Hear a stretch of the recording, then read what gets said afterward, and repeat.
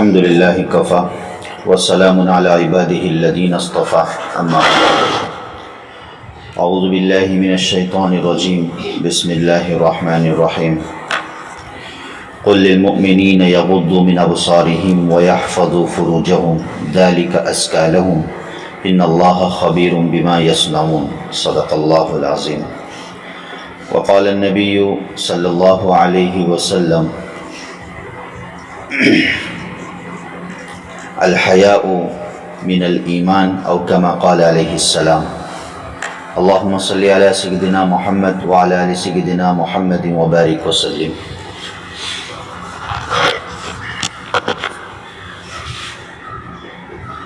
آج آپ لوگوں کو ایک ساتھ مدعو کیا گیا ہے، تو پہلے تو یہ بات ذہن میں نہ رکھے ایسا کہ کچھ کوئی سانحہ، کوئی واقعہ یا کوئی بات ہے اس وجہ سے ہم کو جمع کیا جا رہا ہے. ہمارے مشورے سے اور ہماری ترتیب سے یہ بات طے ہے، لیکن چونکہ تقریباً سال گزرنے کے قریب ہے اور وقت بڑی تیزی سے گزر رہا ہے اور ساری مصروفیات اور مشغولیات رہتی ہی ہے، تو اس وجہ سے موقع نہیں مل پایا. تاہم وہ تمام باتیں آپ نے اپنے درس میں معلمات سے اور خود مجھ سے بھی بسا اوقات آپ لوگوں نے سنا ہی ہوگا. انہی باتوں کا مذاکرہ ہے، انہی باتوں کا تذکرہ ہے.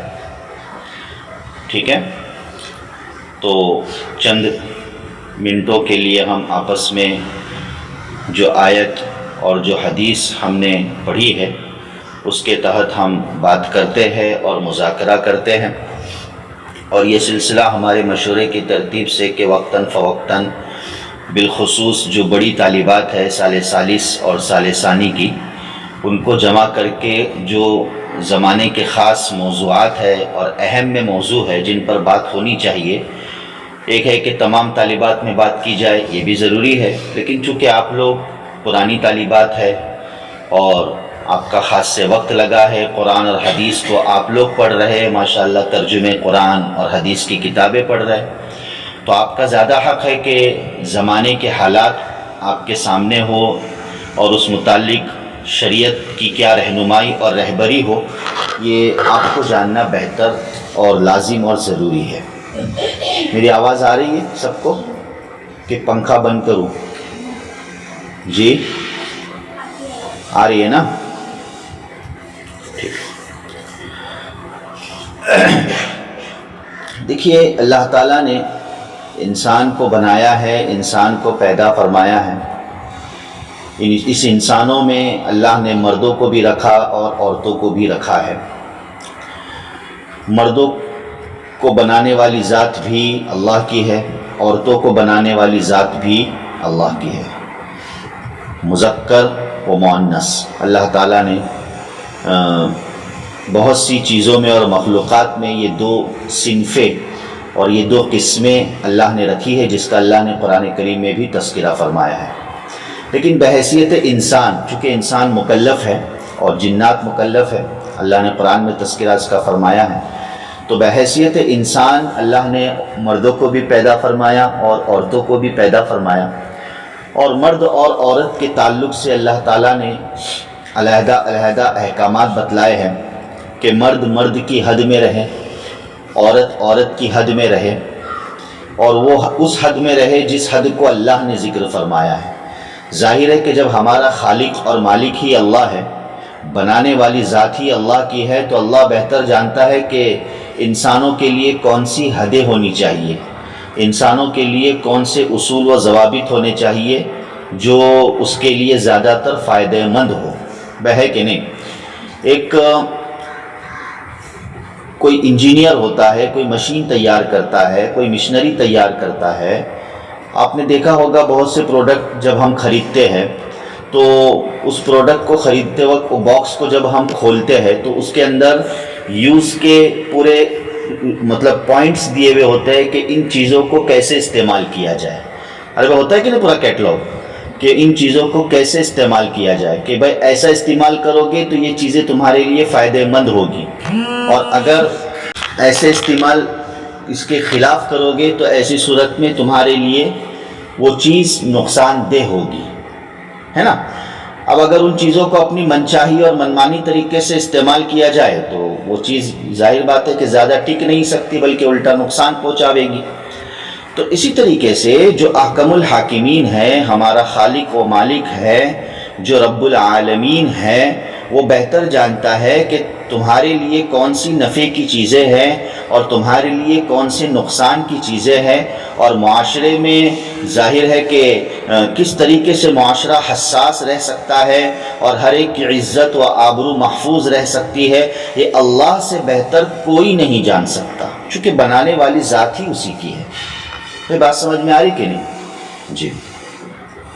لہٰذا اللہ تعالیٰ نے مردوں کے لیے علیحدہ احکامات اور ان کے رہن سہن کا طریقہ ذکر کیا ہے، عورتوں کے لیے علیحدہ احکامات اور ان کے رہن سہن کا طریقہ اللہ نے ذکر کیا ہے۔ اور بلکہ میں اپنی بات کو سمیٹتے ہوئے یہ کہوں کہ مرد اپنی حیا میں رہے اور عورت اپنی حیا میں رہے۔ مرد کی ایک اپنی حیا ہے اور عورت کی ایک اپنی حیا ہے، ٹھیک ہے؟ تو مرد اپنی حیا میں رہے، عورت اپنی حیا میں رہے، ٹھیک ہے؟ ہر ایک کی اپنی حیا ہے۔ اللہ تعالیٰ نے یہ حیا ایک زیور اللہ تعالیٰ نے انسانیت کو عطا فرمایا ہے کہ مرد بھی حیا کے دائرے میں رہے، عورت بھی حیا کے دائرے میں رہے، تو معاشرہ خوشگوار بنے گا۔ معاشرہ کیا بنے گا؟ خوشگوار بنے گا، ایک حساس معاشرہ بنے گا، بہترین معاشرہ بنے گا۔ تو ہر ایک نے اپنی حیا کی حد میں رہنا چاہیے، اور مرد سے متعلق کیا حیا ہے اس نے جاننا چاہیے، اس کو پریکٹیکل سیکھنا چاہیے، اس پر عمل کرنا چاہیے۔ عورت نے بھی اسی طریقے سے کرنا چاہیے۔ لیکن جب انسان اپنی حیا کو کھو دیتا ہے اور حیا کو کھو بیٹھتا ہے تو ایسی صورت میں پھر اب اس کے نزدیک اچھے اور برے کے درمیان کوئی فرق کرنے کی تمیز باقی نہیں رہتی۔ اچھے اور برے کے درمیان کوئی فرق کرنے کی تمیز باقی نہیں رہتی ہے۔ بات سمجھ میں آ رہی کہ نہیں؟ آپ دیکھو گے قرآن کریم میں بھی اللہ تعالیٰ نے بہت سے واقعات ذکر فرمائے ہیں، حیا سے متعلق بہت سی آیتوں کو اللہ تعالیٰ نے ذکر فرمایا ہے، بالخصوص عورتوں سے متعلق کہ عورتیں کس طریقے سے رہے، کس طریقے سے چلے، کس طریقے سے گفتگو کرے، اور وہ کس طریقے سے کپڑے پہنے اور لباس کو اختیار کرے۔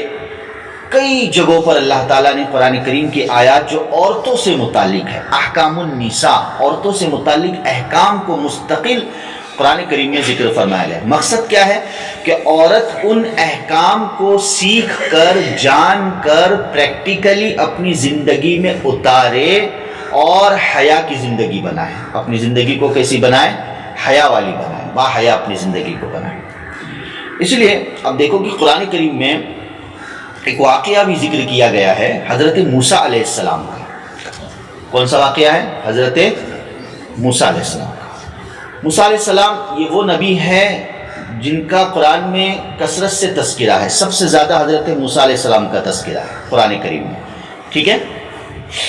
ان کا ایک واقعہ اللہ تعالیٰ نے ذکر فرمایا۔ حالانکہ قرآن کوئی قصوں کی کتاب نہیں ہے، قرآن تو ایک دستور حیات ہے، زندگی گزارنے کا ایک سسٹم ہے، نظام الحیات ہے، اس کے اندر ساری چیزیں اللہ نے ذکر فرمائی ہے۔ لیکن قرآن کا ایک حصہ قصوں پر بھی مشتمل ہے، جس کو ہم کہانی کہیں گے اپنی اردو زبان میں۔ اگر آپ کو قصہ لفظ سمجھ میں نہیں آتا تو قرآن کریم نے کچھ قصے بھی پیش کیے ہیں، تو ان قصوں کے بیان کرنے کا مقصد خود قرآن ذکر کرتا ہے، فَقْصُصِ الْقَصَصَ لَعَلَّهُمْ يَتَفَكَّرُونَ، کہ قصوں کو، قرآن کے قصوں کو آپس میں مذاکرے کے طور پر لائیے گا۔ کیوں؟ لَعَلَّهُمْ يَتَفَكَّرُونَ، تاکہ غور و فکر کر سکیں کہ اس قصوں سے ہمیں کیا فائدہ اور نصیحت ملتی۔ اللہ نے یوں ہی نہیں ذکر کیا۔ اور پھر قرآن جو قصہ ذکر کرتا ہے وہ بہت ہی شارٹ ذکر کرتا ہے۔ حالانکہ قصہ بہت آگے پیچھے ہوتا ہے، لمبا ہوتا ہے، واقعات بڑے بڑے ہوتے ہیں، لیکن آپ دیکھو گے سورہ کہف کتنا بڑا واقعہ، لیکن اس کو قرآن نے چند آیتوں میں سمیٹ کر ذکر کیا ہے۔ بہت سے واقعے کو، فرعون کے واقعے کو سمیٹ کر اللہ نے ذکر فرمایا ہے۔ تو بہرحال بہت ہی مختصر قصہ قرآن پیش کرتا ہے، لیکن اس کے باوجود بھی ان شارٹ میں اگر قرآن کچھ ڈیٹیلز عمدن ذکر کرتا ہے تو اس کے پیچھے کچھ ریزن ہوتا ہے۔ اس کے پیچھے کیا ہوتا ہے؟ کچھ ریزن ہوتا ہے۔ میری بات کو سمجھنے کی کوشش کیجئے، سمجھے کہ نہیں، کہ قرآن شارٹ قصوں کو پیش کرتا ہے۔ قصوں کو پیش کرنے میں قرآن کا انداز بہت ہی شارٹ ہوتا ہے کہ مختصر پیش کرے، لیکن اس مختصر میں بھی بسا اوقات کچھ ایسی چیزیں جو ہم کو ایسے لگتی ہے کہ یہ تو ڈیٹیلز والی ہے، وہ بھی آ جاتی ہے، تو وہ یوں ہی نہیں آتی ہے، اس کے پیچھے بھی کچھ ریزن اور اس کے پیچھے بھی کچھ مقصد ہوتا ہے۔ آئیے قصے کی طرف۔ اللہ تعالیٰ نے قرآن کریم میں 20ویں پارے میں سورہ قصص میں حضرت موسیٰ علیہ السلام کا واقعہ ذکر کیا ہے کہ حضرت موسیٰ علیہ السلام مصر میں رہتے تھے، فرعون کی جہاں حکومت تھی۔ بہرحال وہاں بہت زیادہ ظلم ہو رہا تھا، یہ وہ ساری چیزیں۔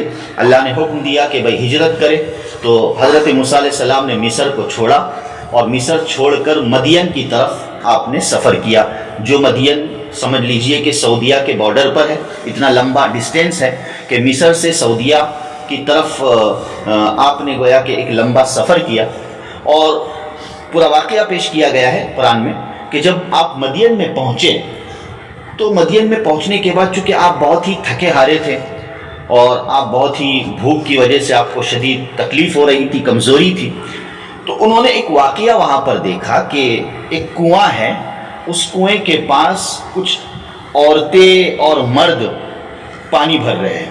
کچھ عورتیں اور مرد کیا کر رہے ہیں؟ پانی بھر رہے ہیں۔ واقعے کو اچھے طریقے سے سنیے گا، ہو سکتا ہے آپ نے سنا بھی ہوگا۔ تو کچھ مرد اور عورتیں مل کر اس کنویں سے پانی بھر رہے ہیں، سن رہے کہ نہیں؟ لیکن دور دو لڑکیوں کو دیکھا کہ وہ ایسے ہی اپنا پانی کا برتن خالی لیے کھڑی ہوئی ہے، وہ اس مجموعے میں اور اس بھیڑ میں نہیں جا رہی ہے۔ موسیٰ علیہ السلام کو رحم آیا کہ آخر کیا بات ہے کہ یہ دو بچیاں اور یہ دو لڑکیاں پانی نہیں بھر رہی ہے، وجہ کیا ہے؟ تو موسیٰ علیہ السلام ان لڑکیوں کے پاس گئے اور ان سے اس کا ریزن پوچھا کہ بھائی آخر بات کیا ہے کہ اتنے سارے لوگ مرد اور عورت پانی بھر رہے اور تم کیوں نہیں بھر رہے ہو؟ بظاہر تو لگتا ہے کہ تم پانی بھرنے کے لیے آئے ہو۔ تو ان بچیوں نے جواب یہ دیا کہ حتیٰ یصدر الرعاء، کہ بھائی معاملہ ایسا ہے۔ دو اس کی وجہ یہ پیش کی۔ پہلی وجہ انہوں نے یہ پیش کی کہ اتنا بڑا مجموعہ ہے جو کنویں پر بھیڑ ہے، جس میں مرد بھی ہے اور عورتیں بھی ہیں، اور ہمارے لیے مناسب نہیں کہ ان مردوں کے بیچ میں جا کر ہم پانی بھریں۔ ارے بات سمجھ میں آ رہی کہ نہیں؟ ہاں، ہمارے لیے یہ مناسب نہیں ہے کہ ان مردوں کے بیچ میں جا کر ہم پانی بھریں، اس لیے ہم شرم و حیا کی وجہ سے پیچھے ہیں۔ اور دوسری بات یہ ہے کہ جب وہ لوگ پانی بھر لیتے ہیں تو اس کنویں کو ایک بڑے پتھر سے بند کر دیتے ہیں۔ اب جتنا پانی ہمارے ہاتھ میں لگ جاتا ہے، آخر میں ہم وہ بچا کچا پانی لے کر چلے جاتے ہیں۔ پھر ایک آگے قرآن نے بات پیش کی کہ سوال یہ پیدا ہوتا ہے کہ ذہن میں یہ بات آ سکتی ہے کہ تم کیوں پانی بھر رہے ہو؟ تمہارے گھر کے مرد نہیں ہیں جو اس کام کو کر سکے؟ تو انہوں نے دفع دخل مقدر جواب یہ دیا کہ وہ ابونا شیخ کبیر، ہمارے ابا بہت بوڑھے ہیں۔ اور ابا کون تھے؟ وہ بھی اپنے وقت کے نبی تھے، حضرت شعیب علیہ السلام، جو بوڑھے تھے۔ تو ہمارے ابو تو نہیں آ سکتے یہاں پر پانی بھرنے کے لیے، اس لیے مجبوراً ہمیں آنا پڑتا ہے۔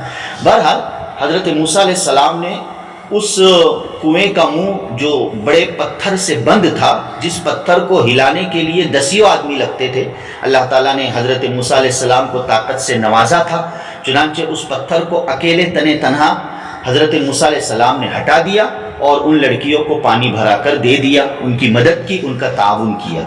بہرحال واقعے کے بہت سے فوائد ہے اور اس کے بہت سے پوائنٹس ہیں، میں اس طرف نہیں جاتا۔ جو اصل مجھے فوکس کرنا ہے اور بتلانا ہے، ورنہ قرآن کریم کا ایک ایک جملہ کیا، ایک ایک ورڈ کیا، بلکہ ایک ایک حرف میں اللہ تعالیٰ نے بہت سے خزانے اللہ تعالیٰ نے چھپائے رکھے ہیں۔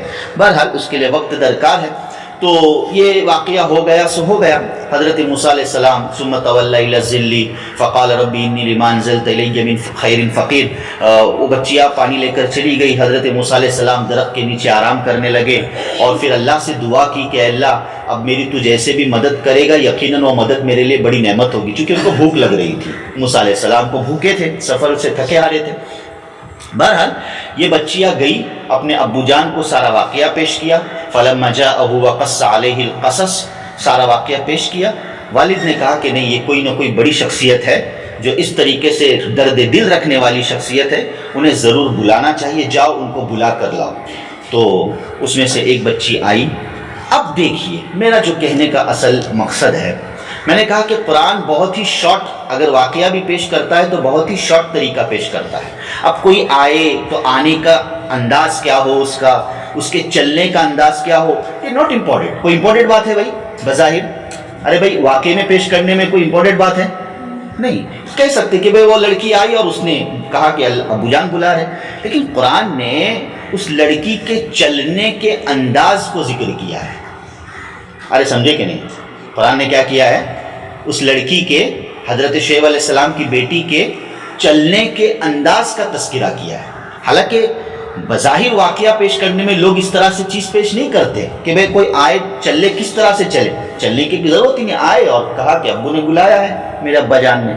لیکن قرآن کہہ رہا ہے بڑی تفصیل کے ساتھ, فلما جاءت احداهما تمشي على استحياء, تمشي على استحياء, تمشی على استحیاء, کہ وہ بچی آئی, وہ لڑکی آئی کس انداز سے, شرم و حیا کا پیکر بنتے ہوئے.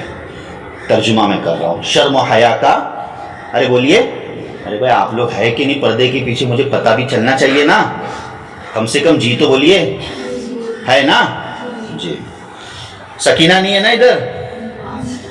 ارے کل بتایا تھا نا سکینہ سالس والوں کو, ٹھیک ہے. تو تمشی علی استحیاء کہ شرم و حیا کا پیکر بنتے ہوئے لڑکی آئی. مفسرین کرام نے اس کی وضاحت فرمائی, علامہ ابن کثیر رحمۃ اللہ علیہ اور تفسیر ابن کثیر میں اور بہت سے مفسرین نے اس کی وضاحت فرمائی کہ شرم و حیا کا پیکر بننے کا مطلب کیا, کیسے آئی. تو کہا کہ اپنے آپ کو سمیٹتے ہوئے آئی. اپنے آپ کو کیسے آئی؟ سمیٹتے ہوئے آئی. معلوم ہوا کہ لڑکی, عورت اپنے آپ کو سمیٹ کر چلے, یہ بھی ایک سیکھنے کی کلا ہے اور چیز ہے. ارے سمجھے کہ نہیں؟ اسی طریقے سے دوسرا ادب یہ ذکر کیا کہ اس وقت حالانکہ کوئی پردے کے احکامات نازل نہیں ہوئے تھے موسیٰ علیہ السلام کی شریعت اور زمانے میں کہ عورت برقع پہنے, پردے کا اہتمام کرے. ارے سمجھے کہ نہیں؟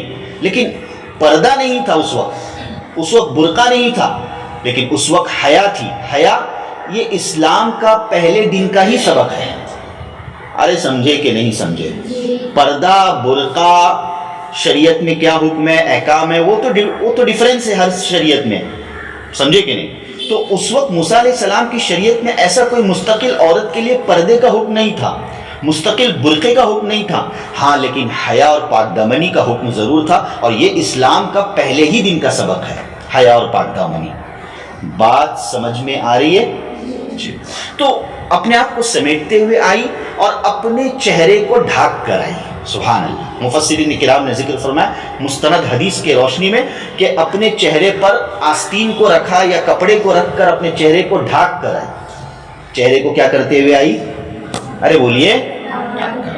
اور کہا موسیٰ علیہ السلام سے کہ اِنَّا أَبِعِي يَدْعُوكَ لِيَجْزِيَكَ أَجْرَ مَا سَقَيْتَ لَنَا. صاف بات کر دی کہ میرا ابا آپ کو بلا رہے ہیں, آپ کو اس کا اجر دینا چاہتے ہیں, آپ کی مہمان نوازی کرنا چاہتے ہیں. اب موسیٰ علیہ السلام نے دعا بھی مانگی تھی کہ اللہ میرے لیے کوئی نعمت اتار دے.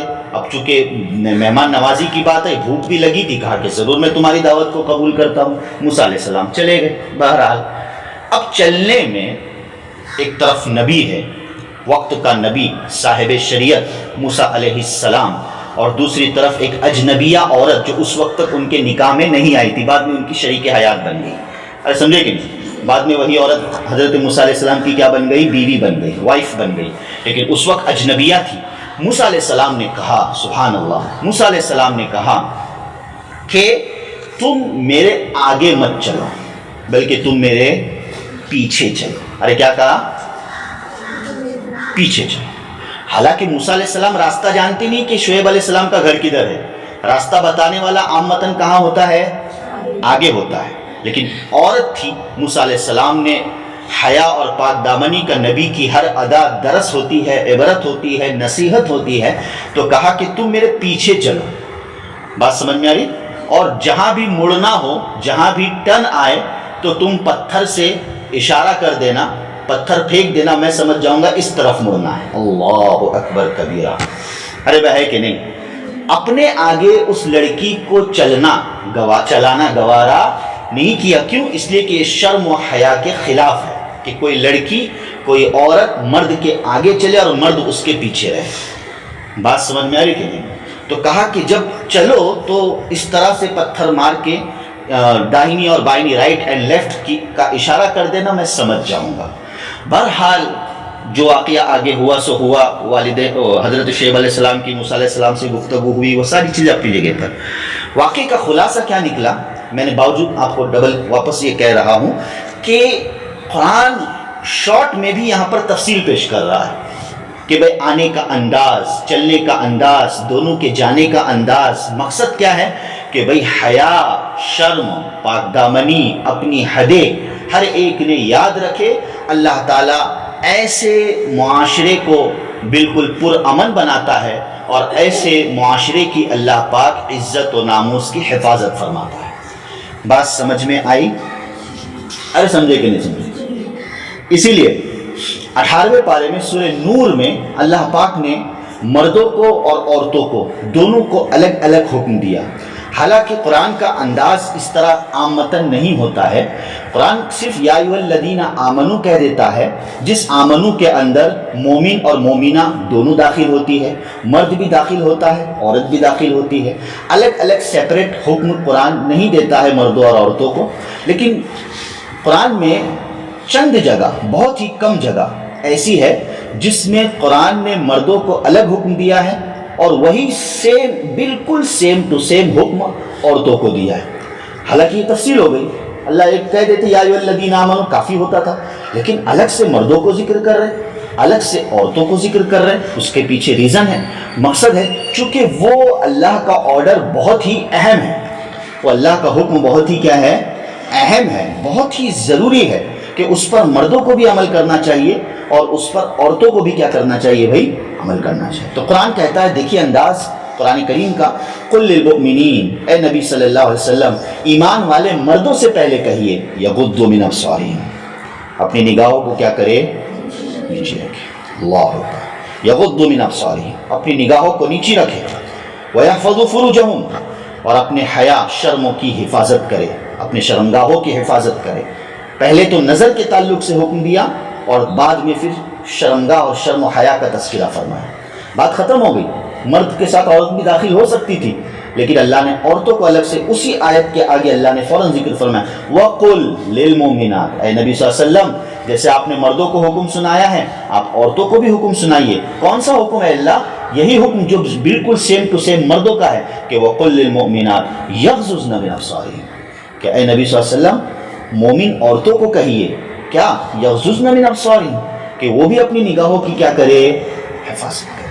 وَيَحْفَظْنَ فُرُوجَهُنَّ، اور وہ بھی اپنی شرم و حیا کی کیا کرے؟ حفاظت کرے. ذَلِكَ أَزْكَىٰ لَهُمْ، یہ ان کے لیے بہتر ہے. ان کی زندگی بھی یعنی دنیا بھی ان کے لیے بہتر ہے اور آخرت تو ان کی بہتر ہے ہی. بات سمجھ میں آ رہی کہ نہیں؟ کیا بات ہے! او میرے اللہ، پیارے اللہ نے کس انداز سے تعبیر اختیار فرمائی ہے. مردوں کے لیے علیحدہ حکم دیا ہے، عورتوں کے لیے اللہ تعالیٰ نے علیحدہ حکم دیا ہے. اور یہاں پر اللہ تعالیٰ نے آنکھوں کا پہلے تذکرہ فرمایا. کس کا پہلے تذکرہ فرمایا؟ آنکھوں کا. مولانا خالد سیف اللہ رحمانی جنہوں نے ترجمہ قرآن کیا ہے، اس آیت کے ضمن میں لکھتے ہیں کہ یہاں اللہ نے آنکھوں کا پہلے تذکرہ اس لیے فرمایا ہے کہ بے حیائی بننے کا سب سے پہلا راستہ اور دروازہ آنکھیں ہے. بات سمجھ میں آ رہی کہ بے حیا بننے کا سب سے پہلا راستہ، سب سے پہلا دروازہ کیا ہے بھائی؟ آنکھیں ہے. آنکھیں. دل و دماغ تو بات کی چیزیں ہے. دل میں کوئی چیز سوچی جا رہی ہے، دماغ میں کوئی چیز پنپ رہی ہے، وسوسے آ رہے ہیں، یہ کب آ رہے؟ آنکھوں سے دیکھنے کے بعد۔ تو اسلام نے حفاظت نظر کی حفاظت کا اولین حکم دیا ہے، پہلا حکم ہے۔ اگر حیا اور پاک دامن بننا چاہتے ہو تو اپنے نگاہوں کی کیا کرے؟ حفاظت کرے۔ بات سمجھ میں آ رہی کہ نہیں؟ اللہ اکبر کبیرہ۔ پہلے تو نگاہوں کی حفاظت، اور آج بھی ظاہر ہے کہ بھئی مرد عورت کو نہ دیکھے، عورت مرد کو نہ دیکھے، یہ نگاہوں کے حفاظت کا طریقہ اور سلیقہ ہے جو اسلام نے پیش کیا، اور اس کے احکامات ہے، اس کے مسائل ہے کہ دیکھنے کی نوبت ہو تو اس کے لیے کیا اصول و ضوابط ہے شریعت نے پیش فرمائے ہیں۔ ارے بھائی ہے کہ نہیں؟ لیکن ظاہر ہے کہ آج کے ایسی جدید چیزوں کی بنا پر، جیسے موبائل ہے جو ایک فتنہ دجال ہے، اس سے کم نہیں ہے، تو اس موبائل کے ذریعے سے آنکھوں کی بے حیائی کثرت سے ہوتی ہے۔ آنکھوں کی بے حیائی کیا ہوتی ہے؟ ارے بولیے، کثرت سے ہوتی ہے۔ سالس والوں نے مشکات شریف پڑھی ہے، پڑھ رہے ہیں، حدیث پڑھی کہ نہیں؟ نبی کریم صلی اللہ علیہ وسلم نے ذکر فرمایا، العینانی تزنیان، آنکھیں بھی کیا کرتی ہے؟ زنا کرتی ہے۔ میں پڑھے کہ نہیں حدیث؟ ہاں، آنکھیں بھی کیا کرتی ہے؟ زنا کرتی ہے۔ یہ کس کا قول ہے؟ پیارے نبی صلی اللہ علیہ وسلم کا قول ہے کہ آنکھ زنا کرتی ہے۔ اور آنکھوں کا زنا کیا ہے؟ غلط دیکھنا، برا دیکھنا، جن چیزوں کو دیکھنے سے اللہ نے کیا کیا ہے؟ منع کیا، ان کو دیکھنا۔ کیا آج موبائل بینی کے ذریعے سے، موبائل کے ذریعے سے یہ چیز نہیں ہے؟ ارے بھائی ہے کہ نہیں؟ نہ جانے کتنے صبح سے شام تک ہم زنا اور بدکاری میں مبتلا ہے۔ کہنے کو یہ لفظ بڑا کڑوا لگتا ہے ہم سب کے لیے، ارے بھائی ہے کہ نہیں؟ ہم سب کے لیے لفظ بڑا کڑوا لگتا ہے کہ ہم تو زنا کر رہے صبح سے شام تک۔ ہو کیا کہہ رہے ہو مفتی صاحب؟ میں نہیں کہہ رہا ہوں، پیارے رسول صلی اللہ علیہ وسلم کہہ رہے کہ آنکھیں زنا کر رہی، ہم صبح سے شام تک کس طریقے سے زنا اور بدکاری جیسی چیزوں میں مبتلا ہے، اور اس گناہ کو گناہ بھی نہیں سمجھ رہے۔ اور سمجھے کہ نہیں؟ اور پھر مزید یہ کہ ایک لڑکی کا یہ جذبہ بن جائے، ایک بچی کا، جس بچی کا نام خدیجہ ہو، عائشہ ہو، فاطمہ ہو، پیارے پیارے نام ہو، اور وہ بچی اپنے وجود کی نمائش کے لیے موبائل میں آئے، اپنے وجود کی نمائش کے لیے موبائل میں آئے کہ مجھے لوگ دیکھے۔ اللہ اکبر، اس سے بڑھ کر بے حیائی کون سی ہو سکتی ہے؟ کوئی ہو سکتی ہے؟ نہیں ہو سکتی۔ ارے بات سمجھ میں آ رہی کہ نہیں؟ ایک ہے کہ جانے انجانے میں اس بچی پر کسی پرائے کی نظر پڑ جائے، جانے انجانے میں اس بچی پر کسی کی کیا پڑ جائے؟ نظر پڑ جائے۔ اور ایک ہے کہ وہ بچی خود یہ اتاولی ہو کہ بھئی مجھے لوگ دیکھیں۔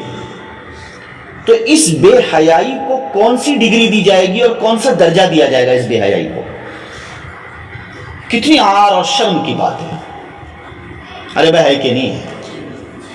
اللہ معاف فرمائے۔ ہمارے موبائل پاک صاف نہیں، ہمارے اسٹیٹس پاک صاف نہیں، ہمارے فیس بک پاک صاف نہیں، ہمارے انسٹاگرام پاک صاف نہیں۔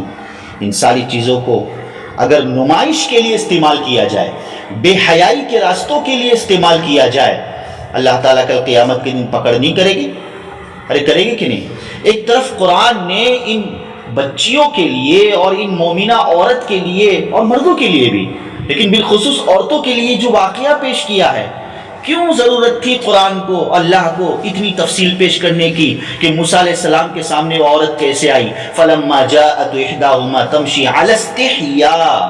اللہ اکبر، یہ تو ایک درس ہے اس لفظ سے ساری عورتوں کو کہ بھئی عورت نے اسی حیا اور پاک دامنی کا پیکر بننا چاہیے، نہ یہ کہ اپنی نمائش کا ذریعہ بننا چاہیے۔ اسلام آپ کو عزت دے رہا ہے، اسلام آپ کو ایک بڑی دولت دے رہا ہے کہ آپ بہت بڑی دولت ہے، آپ بہت بڑا خزانہ ہو، آپ بہت بڑی نعمت ہو، اور اسلام اس نعمت کے استعمال کا صحیح طریقہ بتلا رہا ہے۔ لیکن آپ ہے کہ اس نعمت کی دھجیاں اڑانے کے اگر پیچھے پڑ جاوے کہ نہیں کوئی ضرورت نہیں، میرا جسم میری مرضی، نعوذ باللہ من ذالک، میرا وجود میری مرضی، نعوذ باللہ من ذالک، اب اس جسم کی اور اس وجود کی نمائش اگر کی جاوے تو یقیناً یہ بے حیائی کی انتہا ہو جائے گی۔ بے حیائی کی کیا ہو جائے گی؟ انتہا ہو جائے گی۔ بات سمجھ میں آ رہی کہ نہیں؟ اور وہ زمانہ دور نہیں ہے، میں نے جو علائنانی تزنیان اور بہت سی جو حدیث پیش کی اس کے علاوہ بھی، وہ زمانہ دور نہیں ہے۔ معاف کیجئے گا، مجھے کہنے کے لیے وہ جرأت نہیں ہے، آپ سے بالکل بے باکی کے ساتھ ان موضوعات پر بات کر سکتی ہے، لیکن میں اصول و قیود اور ساری چیزوں میں بند ہوں، ورنہ دل تو چاہتا ہے کہ آپ سے کیسے پیش کرو باتوں کو، اللہ حفاظت فرمائے۔ ہاں عجیب حال ہے۔ حدیث، ایک مشہور حدیث اللہ کے رسول صلی اللہ علیہ وسلم کا فرمان مبارک کہ ایک زمانہ آئے گا قیامت سے پہلے، اللہ اس زمانے میں ہمیں نہ رکھے، اللہ اس زمانے میں ہمیں مصلح بنائے، اپنے ایمان کی حفاظت کرنے والا ہمیں بنائے، آمین۔ قیامت سے پہلے ایک زمانہ ایسا آئے گا کہ زنا کو زنا ہی نہیں سمجھا جائے گا۔ ارے بات سمجھ میں آ رہی کہ نہیں؟ زنا اور بدکاری کو زنا اور بدکاری ہی سمجھا نہیں جائے گا۔ لوگ سڑکوں پر بدکاری کریں گے، حدیث کے الفاظ، لوگ کہاں بدکاری کریں گے؟ زنا کہاں کریں گے؟ سڑکوں پر کریں گے۔ اور اس وقت کا سب سے بڑا جو نیک شخص ہوگا اور متقی شخص ہوگا، وہ بھی کس درجے کا ہوگا؟ فقط کہ وہ اس درجے کا ہوگا کہ وہ ان لوگوں کو یہ نہیں کہے گا کہ بھائی یہ گناہ ہے، یہ مت کرو، اللہ کی نافرمانی، نہیں، وہ اتنی بڑی نصیحت نہیں کرے گا اس زمانے کے اعتبار سے، چونکہ ہو سکتا ہے اس زمانے میں قانون کا پریشر ہو، حرج ہے۔ قربان جائیے پیارے نبی صلی اللہ علیہ وسلم کی ایک ایک باتوں پر، کیسی زمانے کی پیشن گوئی کی ہے، بھائی کیے کہ نہیں؟ کہ اس وقت کا نیک آدمی وہ ہوگا جو ان کو یہ نصیحت نہیں کرے گا کہ بھائی تم یہ کام مت کرو، اس سڑک پر غلط کر رہے ہو، تم اللہ کی نافرمانی کر رہے ہو، نہیں، اس کو اتنی جرأت نہیں ہوگی اس طرح نصیحت کرنے کی۔ اور آج حال یہی ہے، آج حال کیا ہے بھائی؟ یہی ہے، سمجھانا آسان نہیں ہے آج کے دور میں، اللہ اکبر کبیرہ، آج کے دور میں سمجھانا، ارے بولیے، آسان نہیں ہے۔ اگر کسی بچی یا بچے کے تعلق سے اگر پیرنٹس سے بھی کہا جائے تو پیرنٹس ظاہر ہے کہ دھاوا بول دے، کیسے آپ نے ہمارے بچوں پر اٹیک کیا، کون ہوتے ہو آپ بولنے والے؟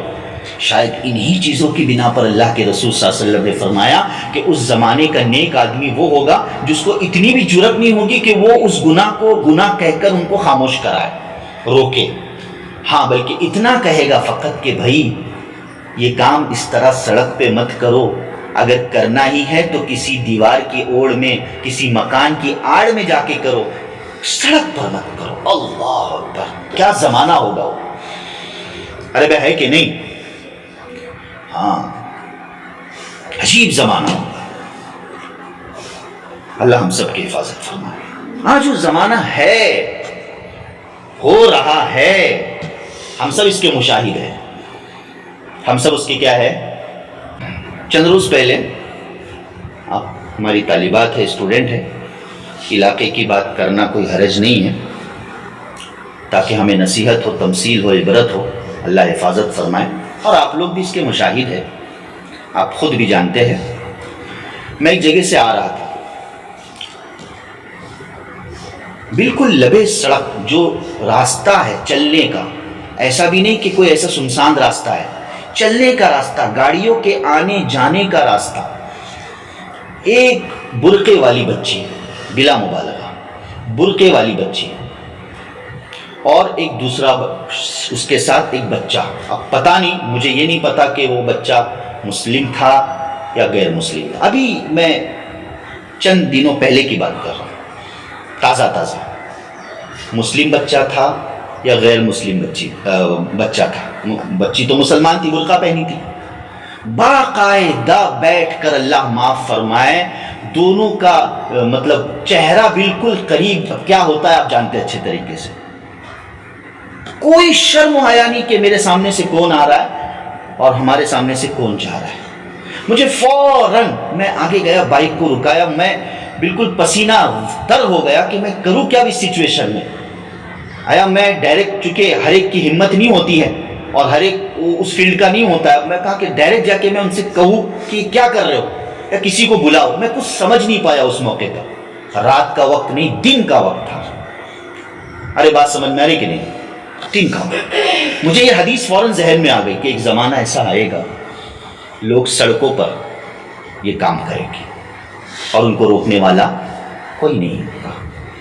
اللہ ہمارے معاشرے کی بچیوں کی حفاظت فرمائے، نوجوانان کی حفاظت فرمائے، ہماری نسلوں کی اللہ پاک بے حیائی سے حفاظت فرمائے۔ ارے بات سمجھ میں آ رہی کہ نہیں؟ تو بہت حساس موضوع ہے، بہت حساس موضوع ہے۔ ہم اپنی قیمت جانیں، اپنی قدر جانیں۔ بچیوں، آپ کے لیے یہ مدرسہ بنایا گیا، آپ کے پیچھے ہم سب کی محنت ہے، ہمارا گول ہے، ہمارا ٹارگیٹ ہے۔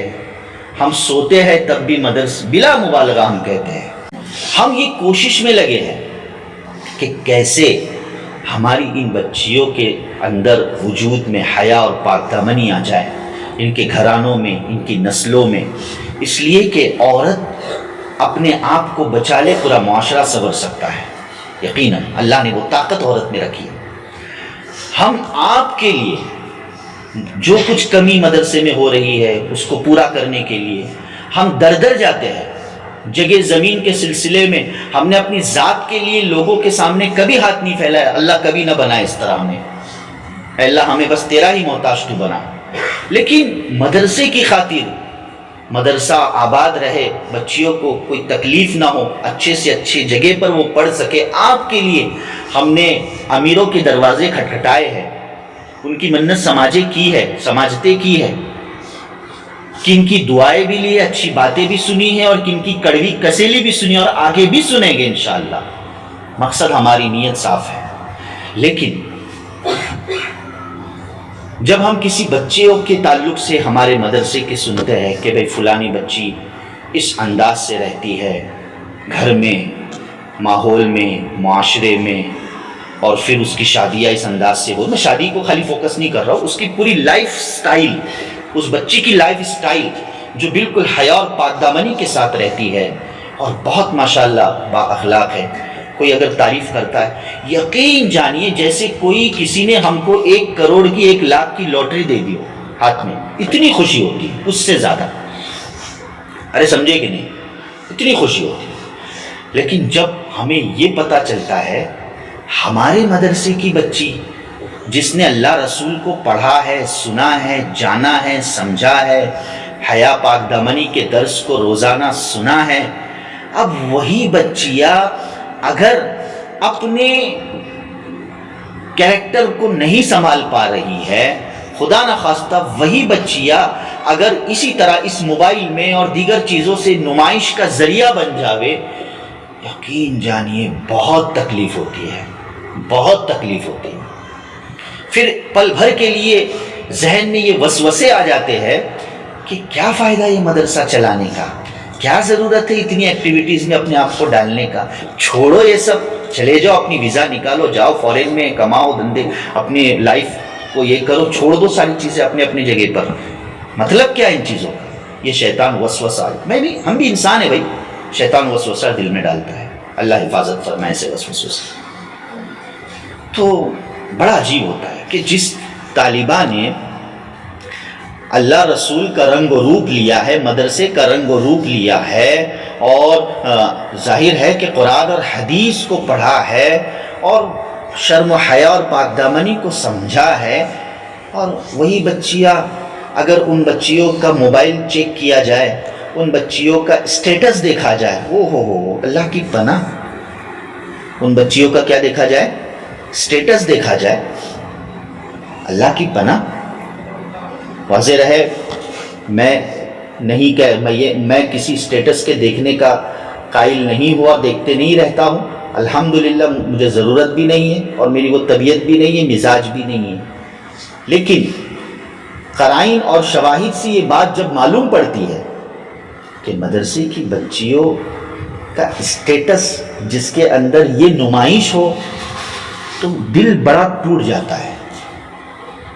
ایک طرف تو وہ قرآن کے واقعات سن رہے، اپنے آپ کو چھپانے کا، اپنے آپ کو سمیٹنے کا، اپنے کس طریقے سے چلنے کا، اور ناچ گانوں میں اور نمائش میں ہماری بچیاں پیش رہے، آگے رہے. ارے اگر ایسا موڑ آپ کے سامنے آ جائے کہ ایک طرف آپ کی، میں تو کہوں گا کھل کر کے، آپ اگر کسی جاب میں بھی لگے ہیں، میں کھل کر کہہ رہا ہوں، آپ اگر کسی جاب میں بھی لگے ہیں اور اس جاب کا تقاضا آپ پر یہ آ رہا ہے کہ نہیں یہاں تھوڑی بے حیائی کرنی پڑ رہی ہے، کرنی پڑ سکتی ہے، میرے بات کو سمجھ رہے کہ نہیں؟ کہ بھئی اس جاب کا ایسا تقاضا آ گیا کہ یہاں تھوڑی بے حیائی کرنی پڑ رہی ہے یا کرنی پڑ سکتی ہے، اور دوسری طرف آپ چونکہ مدرسہ پڑھے، آپ کو پتا ہے کیا بے حیائی اور کیا با حیائی، تو کیا آپ اس جاب کی خاطر، کیا آپ ان دیگر چیزوں کی خاطر نعوذ باللہ من ذالک دین کی تعلیمات، اللہ رسول کی تعلیمات کو فراموش کر دو گے، بھلا دو گے؟ نعوذ باللہ من ذالک. یہ تو بہت بڑا خسارہ ہے، یہ تو بہت بڑا نقصان. لات مارو ایسے جاب کو، چھوڑ دو، نہیں چاہیے ہمیں.